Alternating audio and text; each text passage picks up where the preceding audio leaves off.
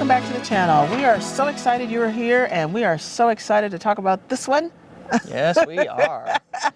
Now, if you follow our channel, you know that our perspective is big rig friendly campground reviews, and this is because when we first started as full-time RVers almost 5 years ago, Wow. where does the time go? Crazy. You blink and it's like, wait, what? Almost 5 years.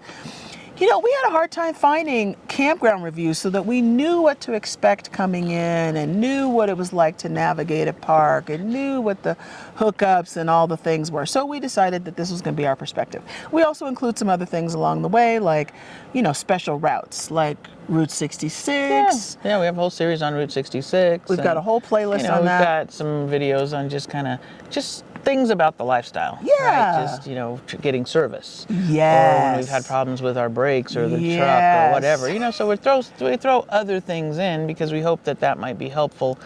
And also just let you know that, you know, things don't always go perfect. Yeah. It's not always, you know, laughs and giggles, you know, there's real life. Yeah. So we try to sprinkle in a little bit of that, but like you said, our main perspective is trying to share our findings on big rig friendly RV spots. Yeah.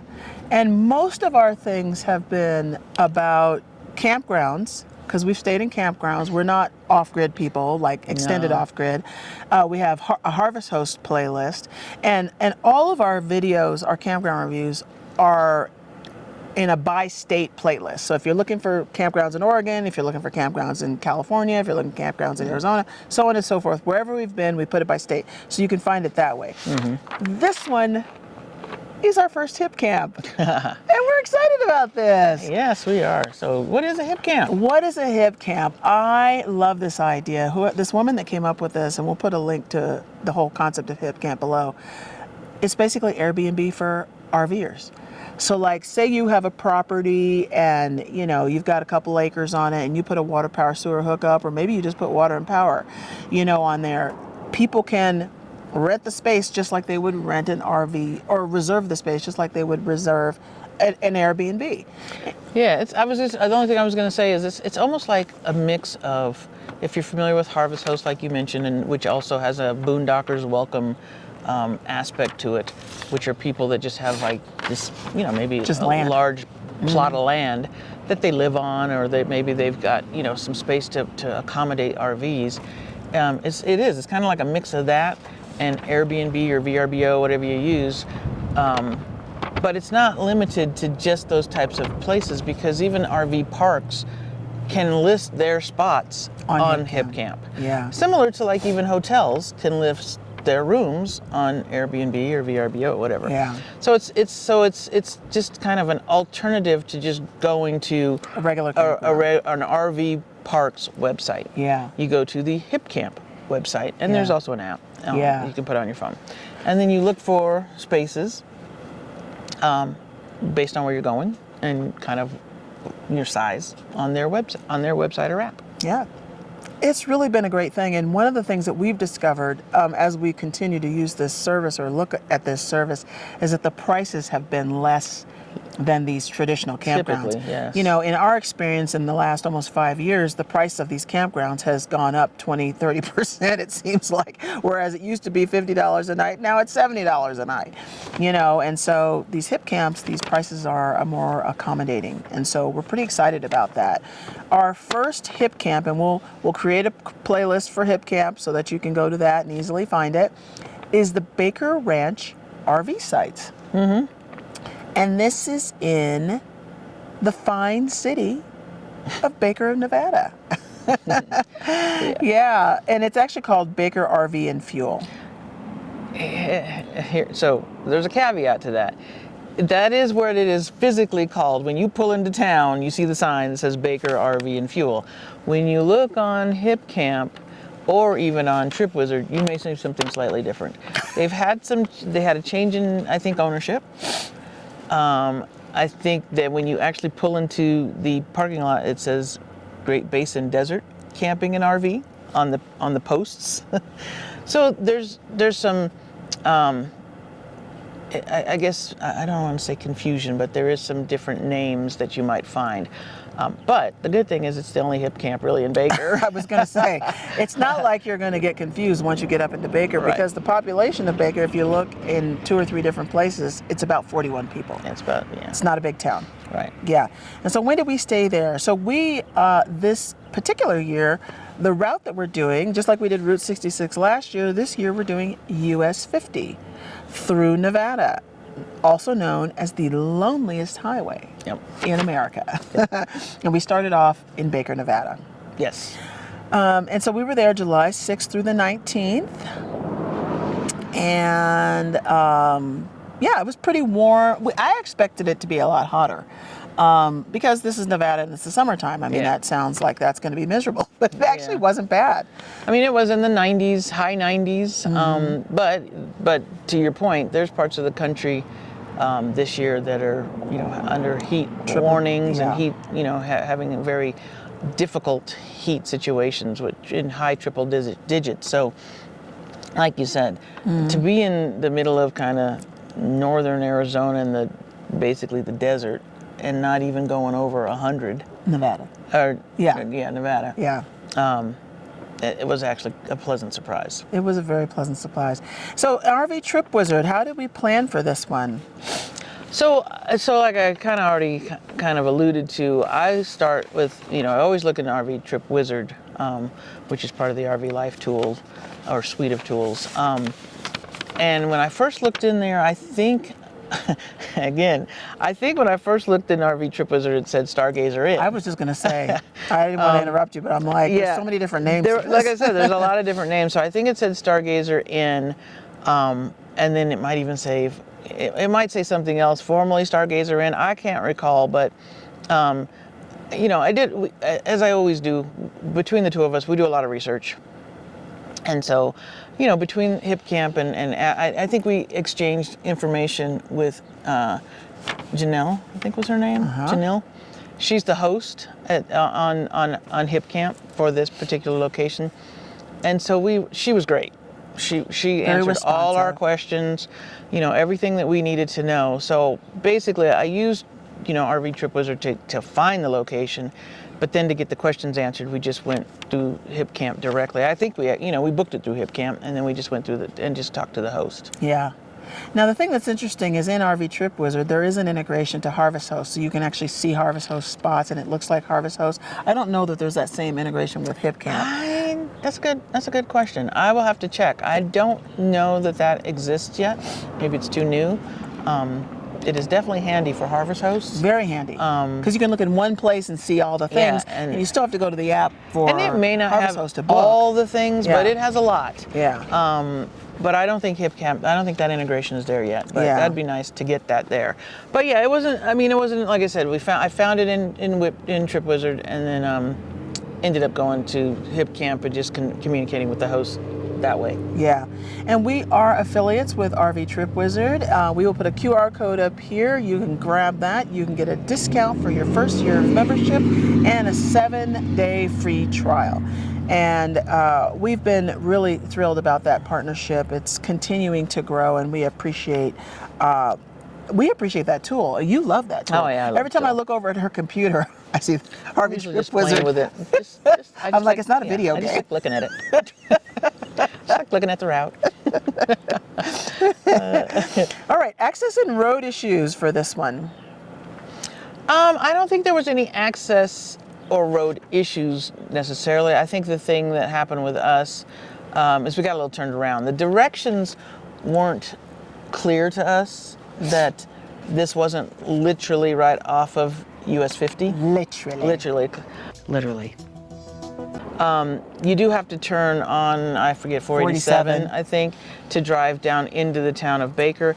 And I don't know, that just wasn't clear to us. I don't think it was clear in the I don't know if it was even clear in the instructions, but at any rate, once we figured that out, getting into the location, the roads were fine. It was fine, and it's literally right off the road. There is a little gas station because it is Baker Fuel right in front. It's not a gas station that's manned by anyone. It's just pumps and put your card and get your gas, and these spots are right behind it. It's 5 spots. Yep. And they're right behind the the gas station. Yep. And I think we've got some photos of that, so you can We see do, that. yeah. And there's some great photos online Yeah. as well, so we could see, well, what the situation is going to be like. And plus, our friend Allison had been there before us. Yeah. So we asked her some questions. She was like, "Oh yeah, there's plenty of room. Plenty of room. You won't have any problem because you do have to back in. Yes. All 5 of the spots are back ins. Yes. But there is plenty of room. And if you have a big rig, we'll talk about this, about what some options might be there. Let's see. So full hookups. We had water, power, and sewer. Yep. We had an elevated sewer, which we do not love. Yeah, I don't like that. But I actually figured out something different, I think, at this stop that helped. Because I think the previous 2 spots we'd been in had been elevated. Yeah. And I usually have to walk the hose. I got this kind of crazy thing that I have to do. Because, once the bulk of the tank empties, it just sits in the hose. sits in the hose because there's no more gravity. No, there's nothing pushing it or forcing it out. So anyway, this one did have an elevated hose, but we were only there a couple of weeks, so typically we only have to dump our tanks every 2 weeks. So that meant I only had to do it once, and it actually wasn't too bad. Mm-hmm. So even though it's elevated, and I can't remember if they all are, the spot we were in was for sure. It wasn't too bad. Yeah. Water pressure was good. Power was good. We had to run the ACs daily because it was a little toasty there. The site pad, it was a gravel site pad, and we were in spot number 4. Yes. Would not recommend that for a big rig. Right. Because there's a big electrical box and whatever the heck behind that spot, so you can't really tuck in. If you're coming into this Hipcamp, you probably don't want to be in spot number 4. It's got all this stuff behind it, and you see how far these other campers can go back. It's not a huge deal because there's a big area out in front here, but it's not a huge deal because there's a ton of space out in front of you. But if you have a back patio or whatever, you don't want to be looking at that electrical box. Yeah. So if you had a toy hauler with a back patio or something, or you wanted to do anything behind your RV, that would not be our recommended ones. The other, I probably wouldn't take number 5 either, which is right next to the bathrooms. Yeah. And we'll talk about that in a minute. But it's a lot of congestion over there. Tons. So I would probably either go to 1, 2, or 3. Yeah. Is probably, even though we were in 4, it worked out fine. It was fine. But yeah, we couldn't go as far into the spot as you could in the other probably 3 or 4 spots. Yeah. Lot spacing, and so that's basically like the length of the spot or the pedestal location near your neighbor. This was pretty standard. It's not like it was super wide, like state park wide. It was pretty standard. We talked about the length of it. Anything else on lot spacing before we move to Wi-Fi and cell service? No, I think the lot spacing was fine. I always kind of use the guide of, if you put your awning out, is it going to hit your neighbor? And that wasn't going to be the case here at all. So I think it was fine. I think when we came out, we were fine. Yeah. Had enough room. Yeah, so Wi-Fi and cell service. This is a BYOC. Yes. Bring your own cell service. There's nothing like, and this is going to probably be typical for, I don't know if it's typical for Hipcamps because it's our first one, but if it was something like this, I wouldn't expect there to be an amenity like that. So we had our own situation. We did not use Starlink. We're on Verizon, and that seemed to, yeah, there was some buffering, but it wasn't horrible. No, that was fine. Laundry and shower. So this was a really, I don't know if this is typical of Hipcamps, but we had the 5 spaces, and then there was like a little shower and bathroom hut.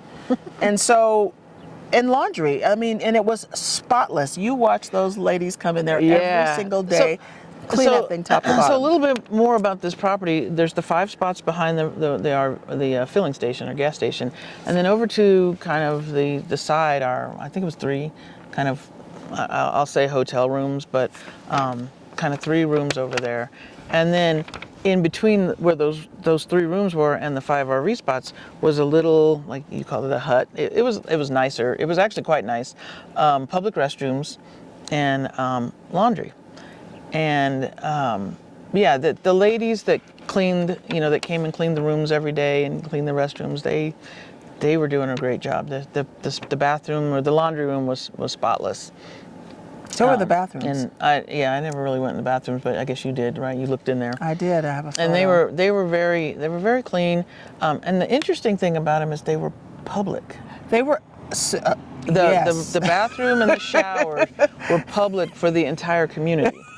Because you would see people like race off the road, like guys that look like they'd be out working as like maybe construction or whatever, come peeling in there and to go to the bathroom. Yeah, and you'd see that with anybody. I mean, people that were out camping, people that might have been out and maybe in tents or whatever. I don't know how this was advertised or how they knew about it, but you would see a lot of people coming through there to use the restrooms. Some came in to shower and then would leave and go wherever they were going. And then some people, I think, in the community were using that laundry. They absolutely were. And we saw people that looked like they might have been from the community. Because, I mean, where else are they from? Yeah. I mean, we're not close to anything. And that's why we say that first spot, because of all that activity. You might not want to be there, especially if you're a big rig. Yeah. We met some people in that first spot, but they were in little teeny. They were in smaller RVs. So anyway, yeah. So that was nice. That was definitely a perk. We don't know. I would suspect that wouldn't be a normal thing at a Hipcamp. Probably not. Because you're usually probably going to be on somebody's property. Yeah. But that was definitely a nice perk. Yeah. The showers were on the on an honor system, so you just I think it was Venmo. You just pay your Venmo and then go in and use the showers. And those hotel rooms that she talked about, actually, those were listed on Airbnb. And so it's kind of an interesting mix of Hipcamp and Airbnb and just kind of community use and that kind of thing. Other park amenities. It's not really a park. We'll say site amenities. We actually had a picnic table, which is kind of amazing because some of the parks we go to, you don't even get a picnic table. Yeah. There was a dumpster on the property-ish, but it was kind of like on the private property through a fence and over a crazy cow grate. And that's called out in the Hipcamp details when you look at it. That she explains that there is a dumpster, but it is on private property, and she tells you where it is. Yeah. So and that it's accessible for the RVers that are staying there. Yes. Let's see. So pet friendly. Pet friendly, yeah. It's not like there was a dog park. It was just a big, huge lot, and it worked out fine. There were no doggy cans, but there was a trash can over there by the gas pumps. We were just coming off the tail end of Charlie being sick. Yeah. We don't know what happened. As a side note, I think he ate we got some bad food. Or we got a bad batch of food is what we think. Yeah. So we ended up switching his food. But he was kind of still coming off the tail end of getting over all of that. Because it was pretty dramatic. Yeah, it was pretty dramatic. I mean, we had to take him to the vet when we were in Helper. We had to go over to the vet. But they couldn't find anything wrong, so we finally concluded it must have been his food, so we switched his food, and he's been fine ever since, but he was still coming off the tail end of that, so we were kind of out a bit with him. And trying to take the doggy bags to the trash. So anyway, but the cans were there. There was a can there, like you said, at the gas station, and then there was the dumpster. Let's see, park management. So Janelle had really great communication in the app. There's no one on person. It's not like you're going to check into an office, and actually, as she mentioned, there's like QR codes on the. Oh no, I'm good. Okay. There's QR codes on each site. So if you pull up there, if the spot's not reserved, you can just dive right into a spot after you do the QR code thing. And the one thing we weren't sure about is if you could since you said there was a QR code, if you hadn't made a previous registration, could you QR code and make the reservation on the spot, and then Janelle could just turn on your power or whatever. We weren't sure if that worked because we did everything we did through the app. Yeah. But there was a QR code there as if you could come up and make a reservation on the spot. That's exactly how it looks. If the spot was empty and she could confirm there wasn't going to be anybody, because the place stayed busy. Surprisingly, a lot of the 2 weeks we were there, nobody stayed as long as we did. A lot of coming and going. But there was a lot of coming and going the whole time we were there. Yeah. And it was so funny too, because when we told Allison, our friend Allison, we were going to be there for 2 weeks, she's like, "What?" Yeah, she was like, "I can't even imagine." Honestly, I can't even imagine. But we found plenty to do, and I'm sure we're going to get into that here soon. We will. Yeah, we will. We don't typically talk about, in our new format, we don't typically talk about like grocery stores, but on this particular one, because it was so sort of part of the story there, because it's a small town and there is a general store there. And the general store is kind of like the community grocery store, the community bookstore, the community activity center. Yeah, It's yeah. all of those It's kinda things. everything. And if you come through Baker and you miss that, you have really missed something because it Yeah. is really quite special. Yeah, James and Liz that run that own and run that store. Yeah. Yeah, they're really doing a nice thing there, with activities and just trying to keep it stocked with just nice things. I mean, Yeah. not just like, Doritos and Stuff you'd find and in a gas Cheetos, station. Stuff you find in a gas station. A little high end in there. Yeah, I mean, and she higher-end has all items. kinds of stuff. I mean, because she has like art supplies in there, food, like perishable things in a refrigerator, a freezer section, Charcuterie items. charcuterie items. I mean, come on now, right? You could buy, we had cold brew, a coffee, on Yeah. a couple more than we should have probably mornings. So they're doing There's a a lot lot going there. on there, And you, yeah. you really, really want to stop by and be a part of that experience. It's really lovely.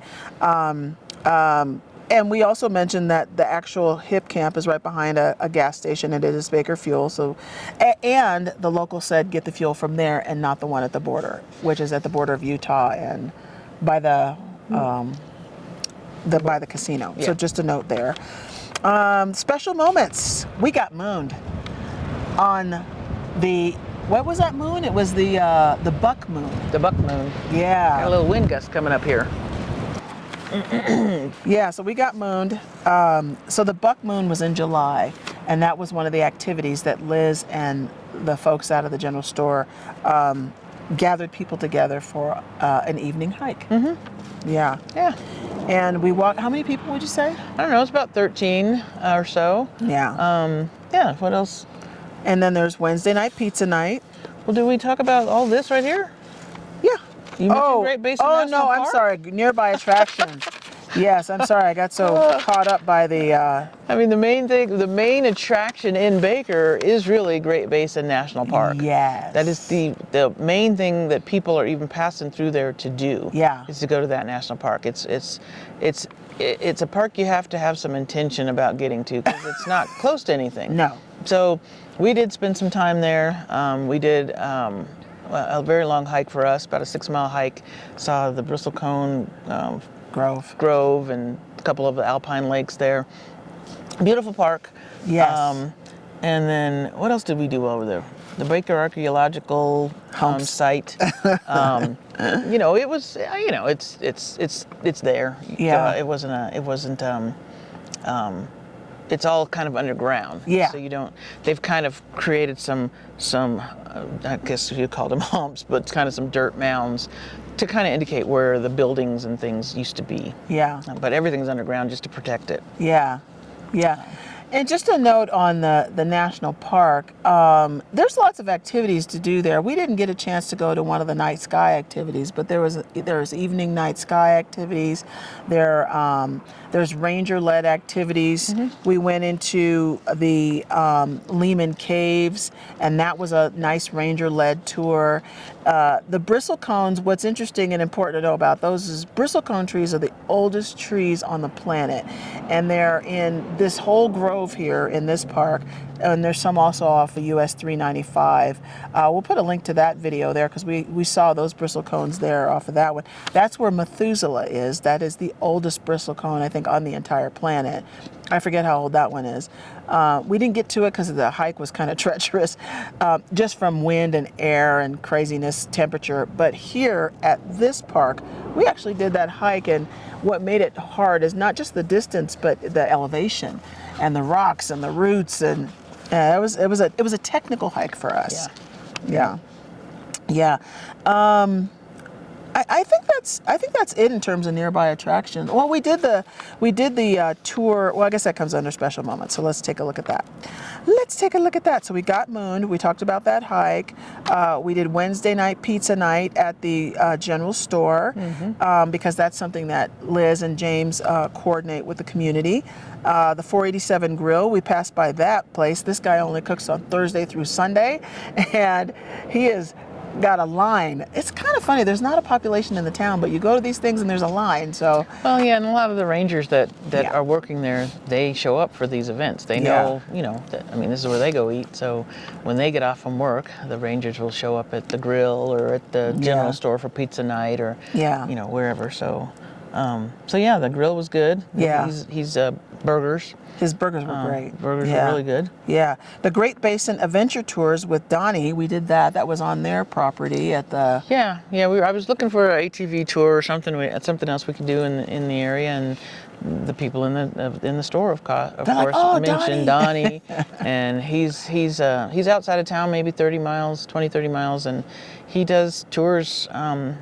Either I think 2, 3, or 6 hour tours, 1.5 hour, I think 90 minutes, 2 hours, maybe 6 hours. So we signed up for the 90-minute. He just takes you around his property. He and his family have owned this property since the 90s. The 90s, I think. It's about 400 acres, I think. And it's a ranch. It's a ranch, and he takes you around and shows you the ranch. I mean, it's huge. So he grew up there, so he knows a lot. But if you do the 6 hour one, I think they take you up to Wheeler Peak, which is what's in the national park. So that's definitely a commitment if you're into that.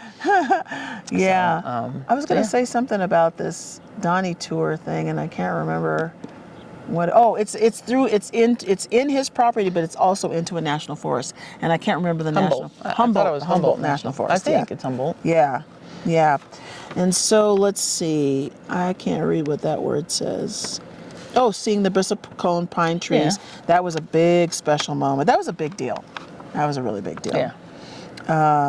Top 3, bottom 3. All right, top 3, bottom 3. So what? So 1 is ample parking. Again, it's a huge spot, even for a big rig. So we were able to back in fine to our spot. So plenty of room. I don't know what that. The location to the the general location to just the general store. We could walk. Yeah. The proximity to the store was walkable, so that was nice.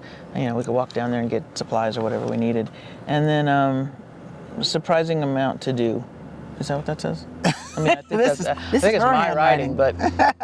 but yeah, again, we were joking about this at the top of the video that we were there for 2 weeks in a town that's 41 people, but we found a ton to do. Loved it. So, I think you were making the point earlier. Sometimes people just blow through places like that, but if you stop and get to know the locals, you find out there's a lot to do. Yeah, and and actually because of this, we actually changed our US 50 route because we were going to just make one couple of hops like on Harvest Host and then just blow into Reno and be done with it. It turned out, we didn't want to pass through here, even though these are all small towns coming through here, and populations are small. There might not be a lot of fancy and glitz going on, but there's a lot, I think, to learn if you just stop and get to know the people there.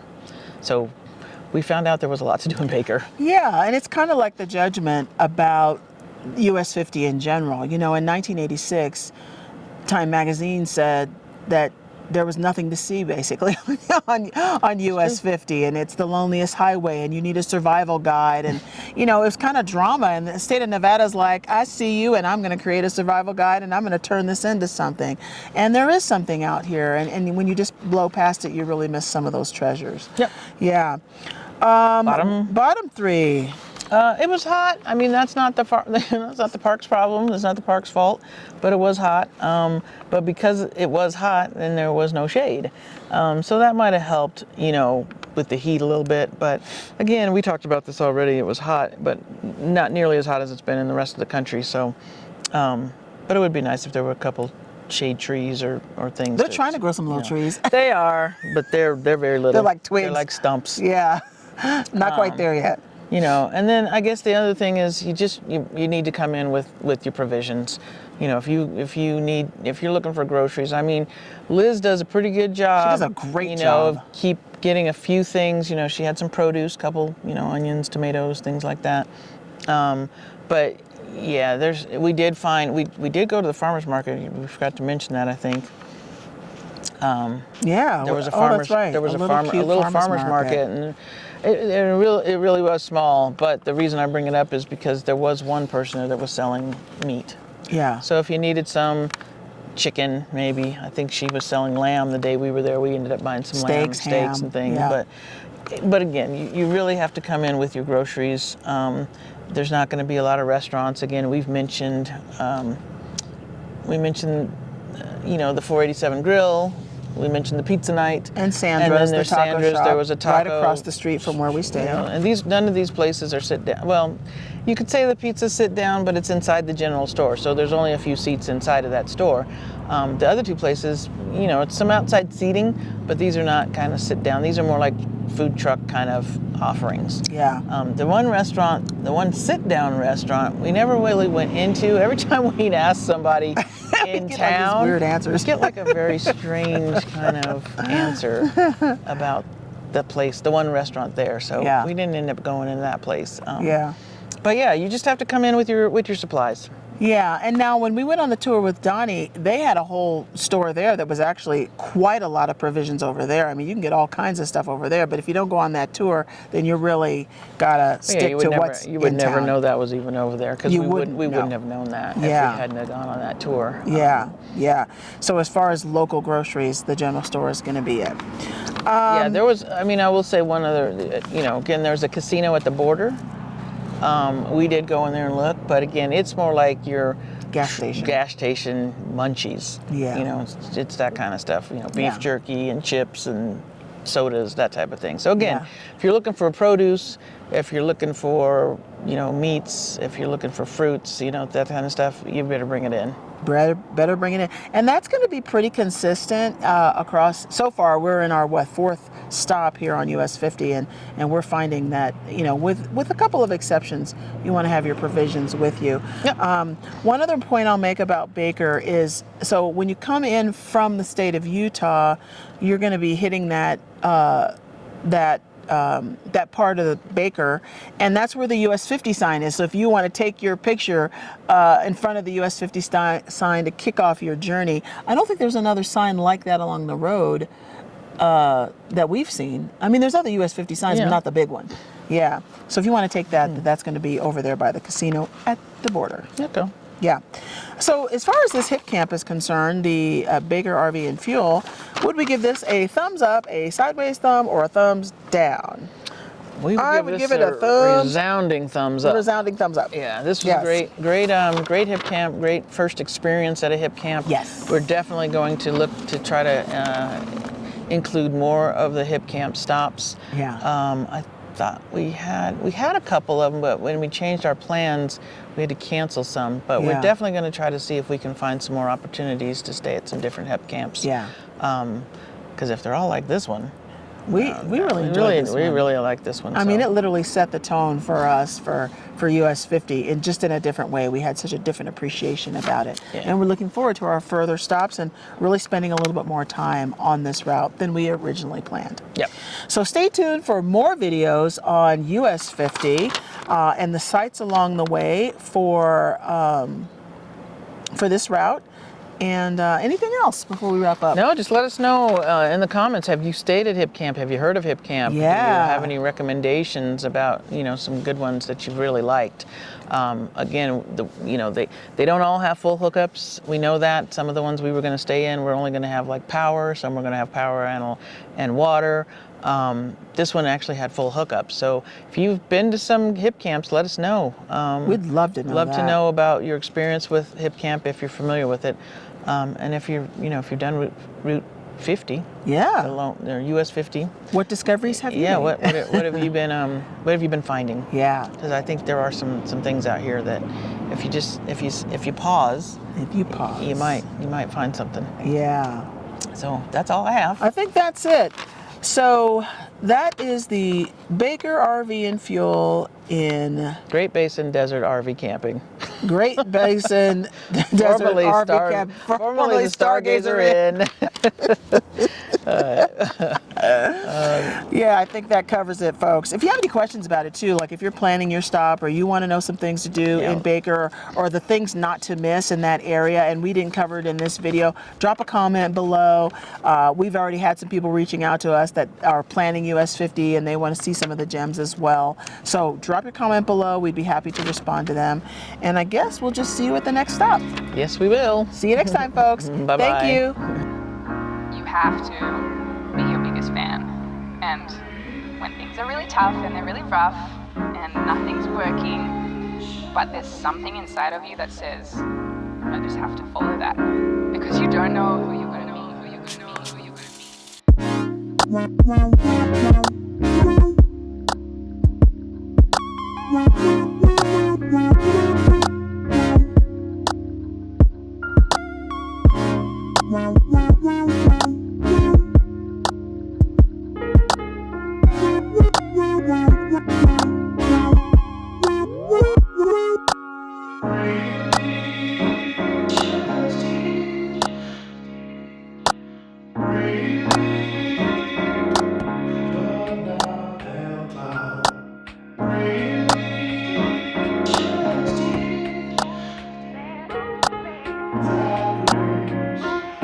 because you don't know who you're going to meet, who you're going to meet, who you're going to